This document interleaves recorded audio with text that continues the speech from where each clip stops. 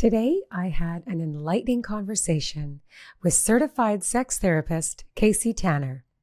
Casey is the creator of the Instagram page Queer Sex Therapy. She is a global thought leader in millennial and Gen Z gender and sexuality. After coming out as queer at a college that expressly forbid homosexual behavior, Casey made it her mission to disrupt barriers to authenticity. I am very grateful for the important work Casey is doing as a therapist and an educator around sexual and gender diversity. I asked Casey to help us understand more about the LGBTQIA+ terminology, expand on different sexual orientations and gender identities, and also answer your relationship questions. I learned so much today from her, and I hope that you do too. Enjoy.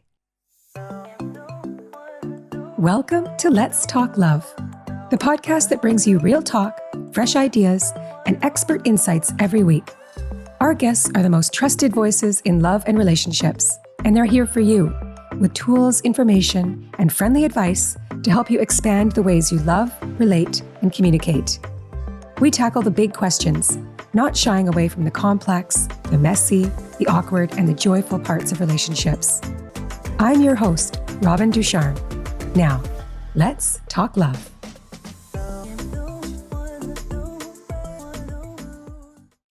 Hello, our friends, and welcome to this episode of Let's Talk Love. I'm so happy to be joined by Casey Tanner. I've been waiting for this interview, Casey, and I'm just so happy to have you. For those of you that don't know Casey, Casey is the host and creator of Queer Sex Therapy. She's a certified sex therapist, and I'm just so excited to have you and learn more about all the great work you're doing in the world. For a long time, and I feel like recording this on June 1st, the first day of Pride Month, feels very timely for this conversation. So I'm glad it all worked out. It is the first day of Pride Month. So yes. I knew that, and I'm sorry I didn't recognize that right away. No, I knew it. It's okay. It's so good. Yeah, I'm really excited. So what will be happening this month for you? Like with work and personally?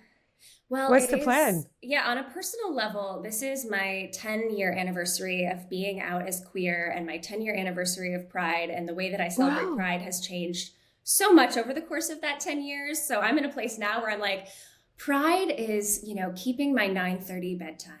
And yes. Pride, right? Like it's not what it used to be. Also, and part of that is because, yes, this is a big month for me professionally, having a lot of conversations like this, which means a little bit of less time for some of the stuff I did in my 20s. But yeah, it's just a time of year that really feels like an exception for the queer community. There's more energy, more recognition, more of the right questions being asked. It seems like a part of that. Yeah. Yeah, I just love it. So you just said it's been 10 years since you yourself came out as queer. And I think today what I wanted to do, let's just start out with your background and how you got into becoming a queer sex therapist and the journey that led you to where you're at now. I'm fascinated when I'm learning about you and when I'm reading your bio. I just want to learn as much as I can about how you got here. It's been a long road.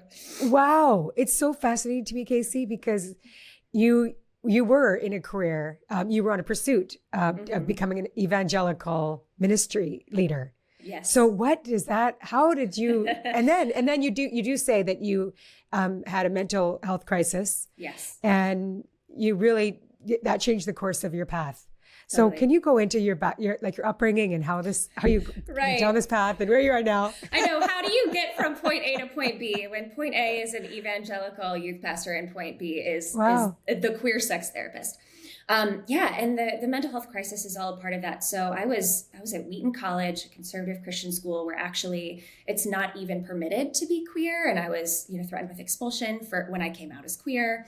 It was around that time that I was dealing with anxiety, depression, a very severe eating disorder. And I'm talking like severe to the point where I was in and out of psychiatric hospitals for about 5 years.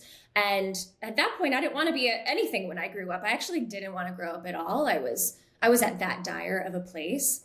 And it was actually during one of my psychiatric hospitalizations where I was in a really dangerous psychiatric facility and found my life actually being threatened in that facility by somebody else, that in that moment I realized, oh my gosh, I I want to survive. I don't want to die. I want to be here. Otherwise I wouldn't be fighting back against this.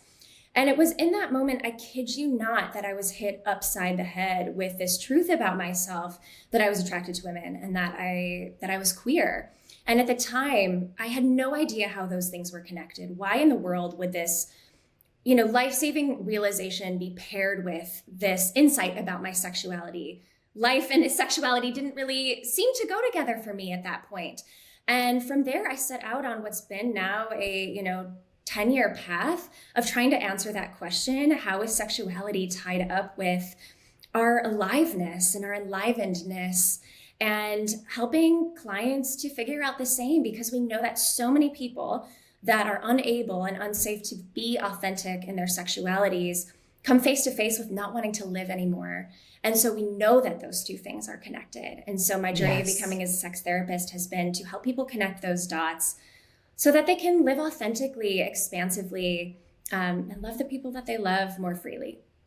Oh my goodness, that is just so beautiful. It really, really is. Thank you. So you left Wheaton College. Yes. So this was my senior year. So I made it through. I got out of there. And then I went to grad school. Then I, was part of starting up a couple of different therapy practices, became the clinical director at a sex therapy practice, went to University of Michigan for my, certified sex therapist, my certification. And then during the pandemic, my work started blowing up on social media, and I was getting hundreds of client requests a month. And I, as a solo practitioner at that point, couldn't fulfill them. And I thought, okay, there's clearly such a need for this work and not enough people that are accessible in doing it. So I created my practice, The Expansive Group. We now serve over 1,000 queer clients, specifically around sex therapy and identity work every year. And so now I am less doing sort of the frontline work of seeing clients, doing a lot of training and teaching and building this business. That's incredible. And I love the name, The Expansive Group. Thank you. Yeah, when I was thinking of the word, I'm like, this just really says it all. Expansive. Yeah. It really, really does. So I know that you also, in your career, tell me also, you do education with businesses and corporations and brands, brand awareness. And so what does that look like? Mm-hmm. Yeah, so I think that forever, or at least for the last century, when brands are marketing and even marketing internally to the people that work for them, they're marketing thinking about their target audience as being divided in half, a group of women and a group of men. And we know that gender and our understanding of gender has shifted drastically. It's not that trans people are new, but we are newly learning how to talk about it. And suddenly, the target audience that these companies are looking at are a much more gender expansive audience, and they don't know how to speak to that audience. What does it mean, for example, I've worked with a lot of brands, even clothing brands. What does it mean to market to a generation of consumers that no longer wants to try on women's pants versus men's pants? How do you have conversations about that? So that's one level. And then I think other companies that are like, hey, I just want to build a better relationship with the queer community. How can we not just talk the talk, but walk the walk? What does it look like to establish trust with queer and trans people? Because we know that the number of people identifying in those ways is just exponentially growing. And that's the future. That's the future of our world. And obviously companies want to be on top of that. It is the future of our world. So I'm just so happy to have you, Casey, because I thought about this conversation and I'm like, how am I going to approach this? Yeah. I feel like I'm not well educated. Like I feel like I'm such a sponge. I'm a sponge. I want to learn. Okay. But I don't have all the right information. I know I don't. Because if somebody asked me this question, what is this? I'd be like, I don't know. I can't tell you. I'll find out. But that's kind of my approach, right? Right. So I was I'm going to approach this from just bare bones. I'm going to be don't know. And I want to ask you the questions because I know that there's a lot of people in my position that don't know. So let's learn together. And I love that approach because I think that when I first came out, I would get really frustrated by people that didn't just know. And what I've realized over time is this language, this understanding, it's a privilege that not everybody has access to. And even the people who want it don't necessarily know how to find it. And so my approach now is yes, ask the questions, no bad questions, no shame around questions, because it's a privilege to have this knowledge. And I want to be able to share it with people who don't have access to it. Okay, well, I so appreciate being patient with me, Casey. Oh my God, yeah. Easy. So, yeah. So tell me, the LGBTIQA plus. Am I saying that correctly? Just right there. I mean, really, the order doesn't matter, but LGBTQIA plus, LGBTQIA plus. Yes. But that's always changing as well. I have as letters time goes get on. added. Yes. It's not even that comprehensive anymore. No. Can we go through just what that is? Absolutely. Okay. So, and where to use it, and how to use it. Yes. Okay. So lesbian, gay. I'm gonna have to do it in my head. Lesbian, gay, bisexual, transgender, queer, intersex, asexual, and plus. Sometimes people interchange allyship with asexuality as well. Okay. Yeah. Please go ahead. Well, and when to use it, I mean, I think that often it's used when people are often it's used in the phrase the LGBTQIA plus community. People are essentially trying to refer as inclusively as possible to people who are not straight and or not cisgender. And it's interesting and nuanced, because I think that if you ask people within the quote unquote community, I think, we often have just as much different about our lives and the way we approach relationships as we do similarities. So sometimes I think it is frustrating to constantly be grouped with people. Like, for example, I'm not intersex. I know very little about the intersex experience, but when people talk about the LGBTQIA plus community, I'm being grouped into that as if we have something in common, and we don't necessarily have anything in common. So I think on one hand, it is inclusive. It's one of the most inclusive ways we have to talk about the community, and important to hold that when you put all those letters together, you don't get a monolith. You don't get people who all share the same experiences. Yes. So what is that? You just called the I, intersex. What is that? Yeah. What does that mean? So intersex describes the biological variations in chromosomes, hormones, and genitalia, the variations that exist across humans. So when we're born, we are assigned sex at birth, right? Most of us are assigned either an F or an M, female or male, but there's actually this large range of other biological sexes that people can be assigned at birth based off of hormones, genitalia. And so folks may be diagnosed with an intersex condition. Other folks talk about it as an intersex identity. It is not an illness. It is not a disease. It is a normal variation in the human body. And because it exists outside of our normal expectations around gender, it has been grouped into the LGBTQ plus community, LGBTQIA plus community, and many intersex folks do identify as queer and are queer. So it's complicated. There's layers to it. Mm-hmm. Okay, so the A is asexual. Yes. And so what does that mean exactly? That means that you're not identifying as. Can you please explain? So, please? Yes, I don't want to make a mistake. I know. And you know what? I think people are really hesitant to even try because they're afraid to make mistakes. So I appreciate you trying. So even within the A, there's a spectrum. We call it the asexual spectrum or the ACE spectrum. So this could be anybody that experiences sexuality differently from the way we were taught that people, quote unquote, should experience sexuality. This might mean that they have a consistently lower libido or sex drive. It could be that sometimes they have absolutely no sex drive at all, or maybe they never experience sexual desire across their lives. Mm-hmm. Now, not to be confused with people who don't have sex. A lot of people who identify as asexual still choose to have sex for a number of reasons, because we know that a lot of people have sex for reasons outside sexual desire, whether that's connection with a partner, pleasure, or just boredom, right? So asexual people are also not a monolith, show up across a spectrum of ways of engaging in sexuality. Mm-hmm. Okay, so the word queer is encompassing. It is. Yes. Okay, because you're saying, okay, just explain that to us, please, Casey. Yeah, so this is a word that has obviously evolved a lot. It's a word that was, straight up a slur even 20, 30 years ago. Yes. And a word that's been reclaimed by the community. And now is a word that anybody can use to describe the community. People define it differently. I usually define it as meaning outside of heteronormativity and outside of what's called cisgender normativity. So outside of traditional expectations around sexuality and gender, if you identify in that way, you are queer. And some people, especially people in older generations, still kind of veer away from that word, and that's fine. There's a million other ways that we can talk about it. But right now, it seems like queer is the most popular, all-encompassing word to talk about this community. Mm-hmm.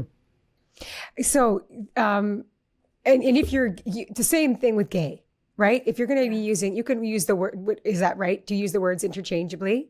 Queer, you can gay? use them interchangeably. I think there will be some people who identify as gay that don't love the word queer, and some people that identify as queer that don't love the word gay. Yes. It's just one of those things that it either feels authentic or it doesn't. But yes, gay is also, it's fairly all-encompassing. I wouldn't use the word gay to describe an intersex person unless they describe themselves that way. Again, whenever we're talking about labels, the safest, most affirming thing to do is just listen to how somebody talks about themselves and then mirror that language back. Exactly. Yeah. So in your practice, you deal with a lot. Do you deal with clients? You do, right? Because you've got this large group now with your group of therapists, and you're dealing with a lot of clients who are trying to figure out what their sexual orientation is. Mm-hmm. Yeah, we have a number of clients that come saying, I think I'm attracted to the same gender. I don't know. What does that mean? How do I find safety in the world as somebody with this kind of attraction? And we also have a ton of clients that have been out and queer and proud for decades that just want to see a therapist that they know can speak their language and that they know isn't going to make them, as the client, educate the therapist. So huge variety of where people are in that identity development journey when they come see our clinicians. Yeah. So you've already used the word the cisgender. Okay, yes. so this is new. I would say, even in just my understanding, just hearing it in the last few years, maybe 2-3 years, let's just say. So can you explain that, please? Because some people don't know what that means. Absolutely. So cisgender is congruence between the sex that you were assigned at birth and the gender identity that you have today. So for example, if you were assigned female at birth and you identify as a woman, you are cisgender because those are, for lack of a better word, matching, right? But if you are assigned female at birth and today identify as a man, that would be somebody that's transgender, somebody whose gender identity does not align with that sex assigned at birth. Exactly. So what about non-binary? So that would be, okay, yes. What is that? Because that is somebody that it was assigned a sex at birth, but they do not want to identify as either. Yeah, so again, a huge spectrum within folks with non-binary identities. You have folks that feel like they don't identify with any gender, folks who feel gender fluid. They may identify with one gender one point in their lives and another gender at another. Folks that reject the binary altogether and say, I'm somewhere, if the binary's here, I'm in outer space. I don't relate to the binary. So that would be, anyone that doesn't identify as a cisgender man or a cisgender woman or trans man or trans woman could consider themselves non-binary. Yeah. It's a lot of terms that we're throwing out here. There is a lot of terms, but this is why I wanted to do, just to talk to you about all this, because I think it's really important just, to increase awareness, and we have to know each other. And how else do you do that? I don't want to offend. And, I want to know as much as I can so that we have that open understanding, right? Totally. Okay. So gender identities, there's different gender identity terms that are being used. Mm-hmm. Agender, bigender. We just talked about cisgender. Mm-hmm. So this is what it comes down to, right? Is because it seems that things are just growing and expanding, with terminology, right? Yes. So what you're saying is if somebody's in any question, not knowing what to say, you're just would you be okay asking somebody? Not asking somebody, but it's more just that like you said, you're just listening to understand how they're identifying with themselves. The other person. I think that generally it's okay to ask somebody their pronouns. So here's how to think about these questions. What do you need to know in order to be affirming versus what is education that you might be able to get elsewhere? So the reason why I lead often with asking pronouns is that's information that I need in order to talk to somebody in a way that is respectful and affirming towards them. Do I need to know when they came out as trans? Do I need to know about their medical transition? Do I need to know what being trans means to them? No, I don't need to know any of that in order to talk to them and be affirming to them. Now, if I have a close relationship with somebody and they want to share that part of themselves with me, wonderful. But I tend to lean into only the questions that I need to know in order to make sure that I'm not causing harm. I think sometimes we approach folks who are not cisgender as if they're scientific specimens when they are human beings with a right to privacy. And I think being mindful that, there are other places we can learn about surgery. There are other places we can learn about trans identities besides the one trans person you might have in your life, right? That's not the place for it. So Absolutely. and I know that's not what you were suggesting, but I think pronouns are a great way and a low risk way to open up that conversation. Okay, so please tell us how would somebody present their pronouns? Like so why would I, because I know she, her, right? Yes. But why is it that I'm saying two? Why is it that you're saying two different pronouns? Yes. I mean, what you're really saying there is, gosh, we're going to either one. I'm good. I'm good with she or her. Yeah, right. She is the third person way. Like they're just different tenses to talk about your gender. Yes. Right. So yeah, exactly. It's basically you're handing them the language so that they have an easier time integrating it for you. So what would be an example of pronouns that would identify somebody differently? Like, do you know what I mean? So that you kind of, they, them. Yes, exactly. That's how they want to be called. Exactly. Right. Okay. They, them. Yep. A lot of people who use they, them prefer they, them, or they, them is right for them because it doesn't make them have to fit themselves into one of those gender boxes. Right. Awesome. I love it. I remember when I first met, I've got family members that are transgender and they're just learning more and more about this. And my niece's partner was a they, them. And it takes a little bit, right, to get into that, just not saying she, it's they, them. And now I'm like, okay, I got this. But they had a lot of grace for me because I'm just like, okay. But I mean, you're right. Like this is something that has been learned and it has been drilled into our brains. And I do think some people are like, great, I'm an ally. I'm going to start saying they, them tomorrow. And it's like, as you've discovered, it's actually not that easy. And when I was first learning how to integrate they, them pronouns into my everyday life, because I will just use they, them pronouns for anybody whose pronouns I don't know, because that's the safest way to approach anybody without knowing their gender. I just practiced. I practiced at home by myself. I practiced with YouTube videos. I practiced in places where I knew I wasn't going to hurt anybody. And it doesn't mean I didn't make mistakes and people didn't have to be patient with me as well. But I do think to do this well, you actually have to practice, and even practice when you're not around people who use different pronouns. Yes. I really like that just approaching anybody that you don't know with they, them. I think that's so good. Yeah, I mean, great. Why not, right? Exactly. Why make the assumption if we don't have to? Exactly. So I want to talk about the different types of relationships, because this is real. Obviously, let's talk love. We talk about relationships all day long. Let's do it. So I just want to learn more and more about this. So tell us about like polyamory, for instance. Yeah. And then I wanted to get into just what you're seeing with swinging and how does that work? And open relationships, monogamish. Yeah. Another term we're learning about is monogamish. Yep. So I just want to get into these things too. That's the fun part. Let's do it. Yeah, I mean, I'll back up big picture, right? Like really there's two main categories of relationship. We talk about monogamous relationships and non-monogamous relationships. Yeah. Non-monogamy is an umbrella term for any relationship that isn't monogamous. So polyamory is one type of relationship under the non-monogamous umbrella. Swinging, another type of relationship style under the umbrella. Monogamish could be, somewhere in between those two umbrellas. But yeah, I mean, I think what we're talking about more and more and acknowledging is that it's an unrealistic expectation that one person could meet every single one of your needs. Now, that doesn't mean everybody should be non-monogamous. It doesn't mean that non-monogamy is better than monogamy, but it means whether you're non-monogamous or not, we should be having more conversations about the reality that we need other people in our lives, because asking our partners to meet every single one of our needs, to share every one of our hobbies, to love all of the same foods, whatever, is an expectation that has harmed relationships. It's harmed marriages. It's unrealistic.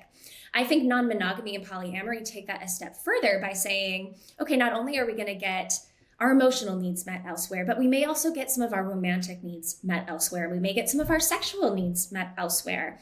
And there's a spectrum of what that might look like. So polyamory, for example, involves relationships, romantic and or sexual relationships with other people, whereas non-monogamy might mean a casual sexual relationship that doesn't happen more than once, or a swinging relationship where there is no romantic component.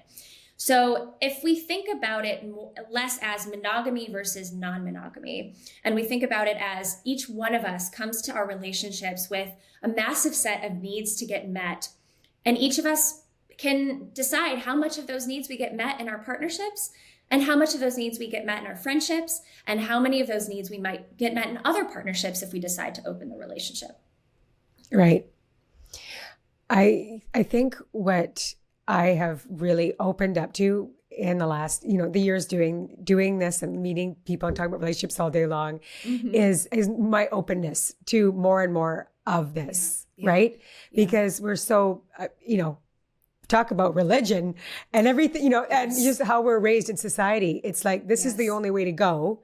And if you're outside of that, it's like it's not good at all. Let's not even talk about it. And you're a bad person. And it's just all this negativity around it. Yeah.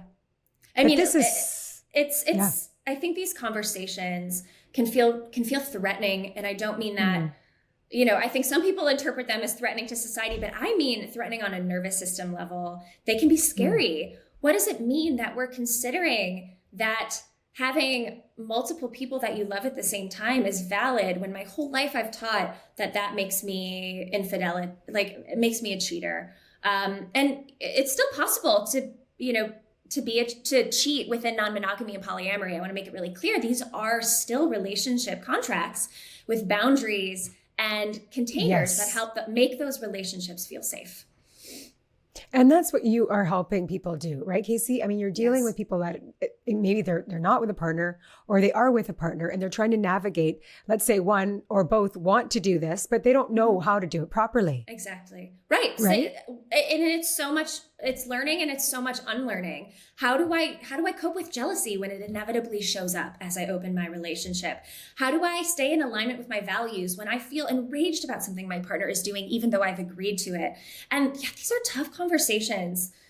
Whether you're monogamous or not, these are tough conversations. And yes, this is kind of the specialization that I have. No kidding. So what do you see to be the main difference in relation to understanding sexuality with like older generations versus younger generations? Because you said like this is only getting bigger and more expansive, and people are way more open, and your community is growing. So tell us about that. What do you like? Yeah, in the 10 years you've been doing this, what are you seeing? And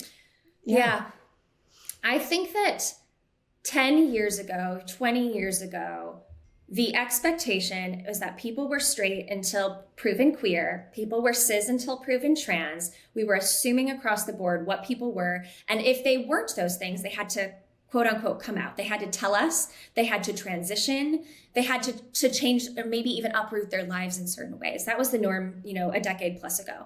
Now what we're seeing is that because of the information that we're raising, that millennials and especially Gen Z have been raised within, that the starting point is no longer assume straight, assume trans. The starting point is we don't know you until you tell me who you are.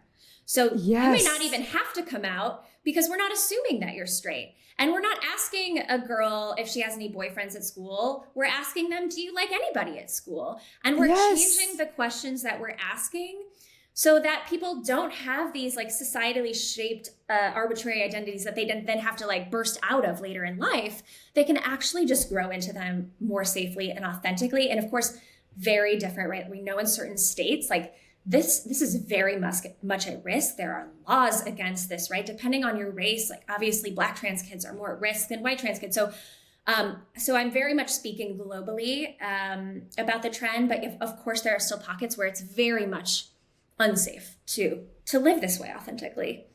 Yeah. I think you're right about how our generation, how we're raising our kids differently. I mean, I've got two daughters and they're teenagers, and ever since, I can remember, I've just said to them, well, they're like, just talking about like who you're attracted to, right? Yes. Oh, boys or girls. Hey, whatever. And you know what? You can, no judgment. I really don't. Like, I'm just like, whatever makes you happy, whatever floats your boat. Well, and I bet that was pretty different from how you were asked. Absolutely. Right? Night and day. Absolutely. Yeah. Okay. So we've got time for some of our community questions. Can we dive into these questions, Casey? Absolutely. Let's do it. Okay.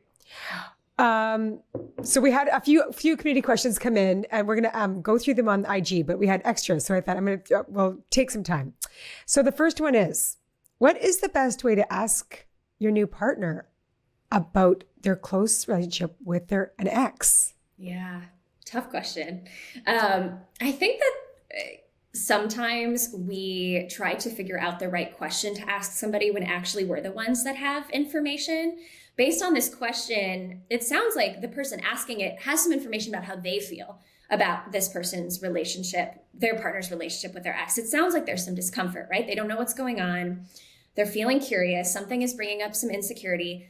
Instead of trying to find the right question, I really encourage this person to actually offer the information they already have and then open the door. So the information they have is, hey, I've noticed you have this relationship with your ex, and I noticed that, I feel dysregulated around that, or it brings up some insecurities in me. I wanted to share that with you, get your thoughts. How do you see this relationship? Where do you see it? Where do you see it in the future?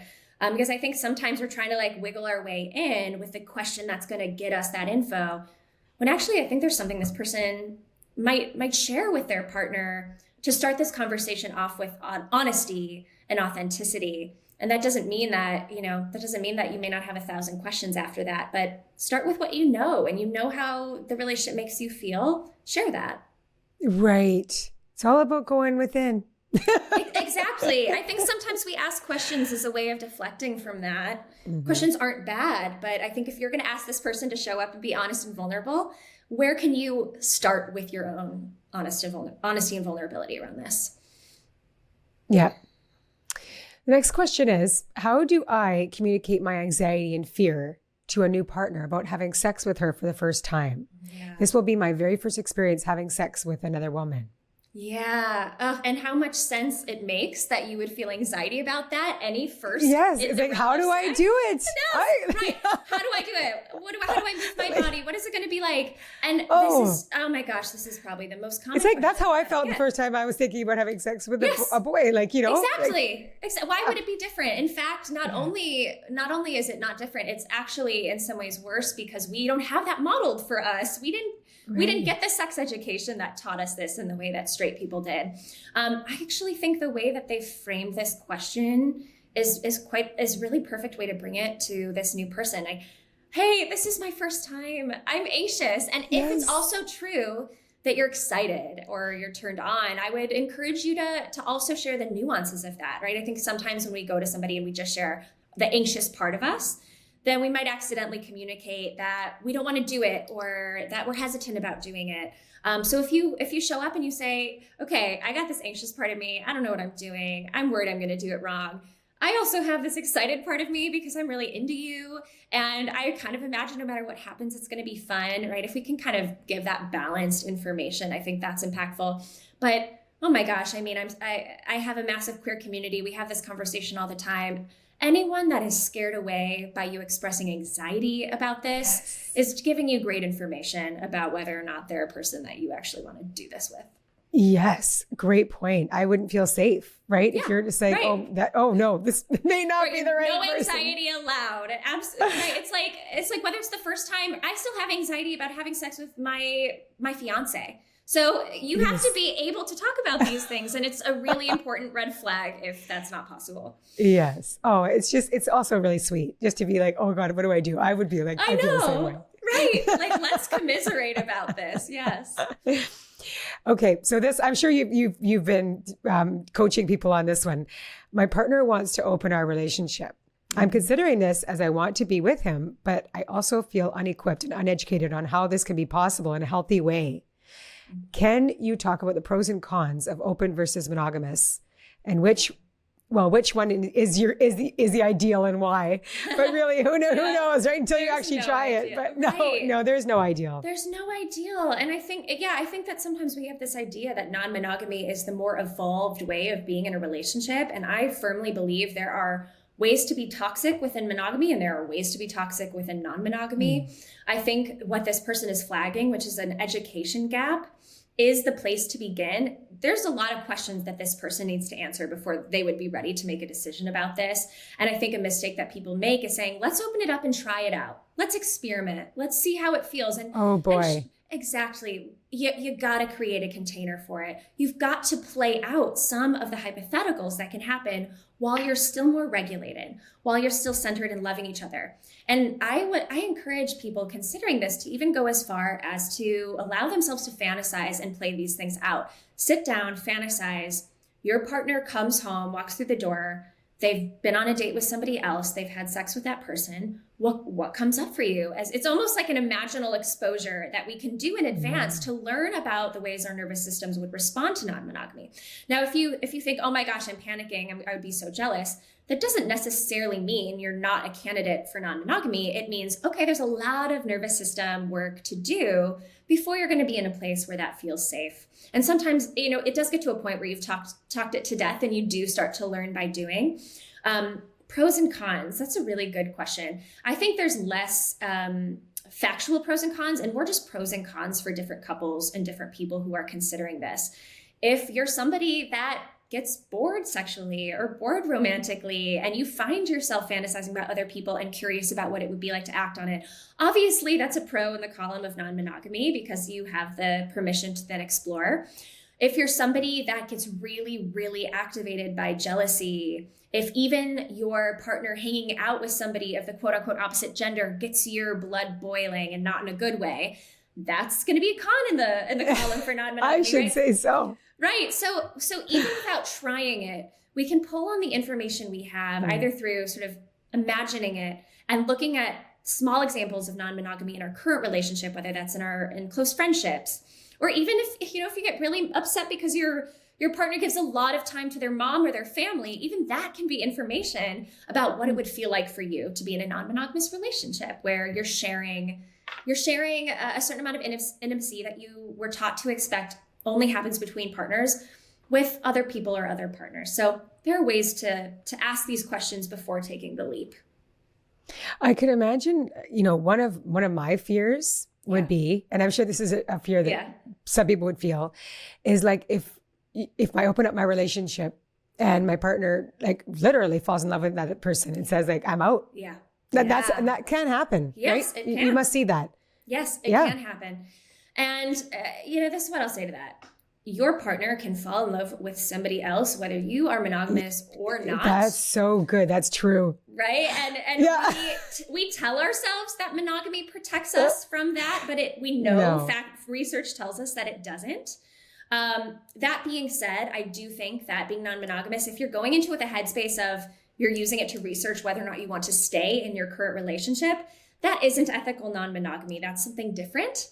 And that needs to be a conversation because that you can't create a safe container if you're opening the relationship as a way of researching, should I leave my partner? No one's going to be able to communicate well within that dynamic, to feel safe within that dynamic.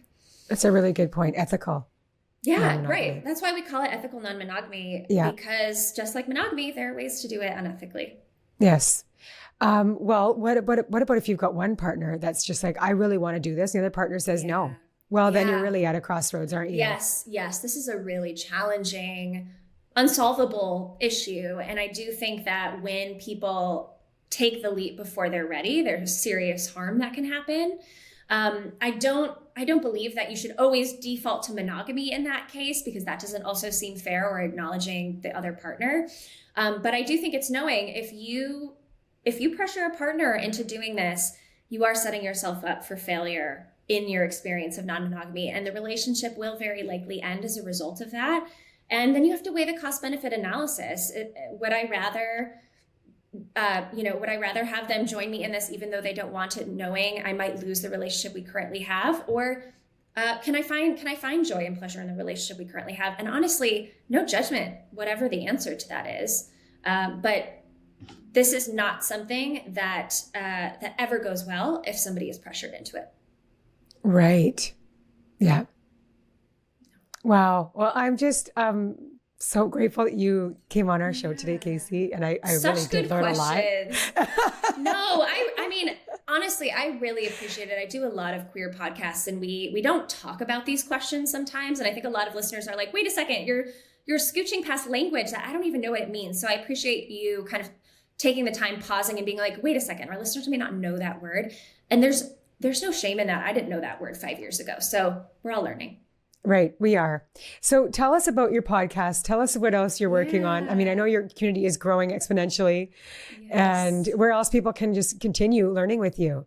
Yeah. So obviously my Instagram, it's free sex education every day at Queer Sex Therapy. My therapy practice is at The Expansive Group. My podcast is at Safe Word Pod. It's myself, my co-host Camille, and we are constantly just answering listeners' questions about all of the things that we've talked about today. And I'm working on publishing a book with HarperCollins right now. Oh my gosh. I was hoping you were going to say that, Casey. I know. Good for you. I'll be back in touch when that's coming out, and we can have more conversations around it, but it's all about developing a more secure relationship with sexuality, a more expansive relationship with sexuality along a lot of the lines that we've talked about today. Well, I look forward to reading it, and we'll absolutely have to have you back on to talk about it, because that's one of my, that's fantastic. Well, we'll see you on the Instagram Live. Yeah, I'll see you in a few minutes. Of course. Of course. Please visit realloveready.com to become a member of our community. Submit your relationship questions for our podcast experts at reallovereadypodcast@gmail.com. We read everything you send. Be sure to rate and review this podcast. Your feedback helps us get you the relationship advice and guidance you need. The Real Love Ready podcast is recorded and edited by Maia Anstey. Transcriptions by Otter.ai and edited by Maia Anstey. We at Real Love Ready acknowledge and express gratitude for the Coast Salish people, the stewards of the land on which we work and play, and encourage everyone listening to take a moment to acknowledge and express gratitude for those that have stewarded and continue to steward the land that you live on as well.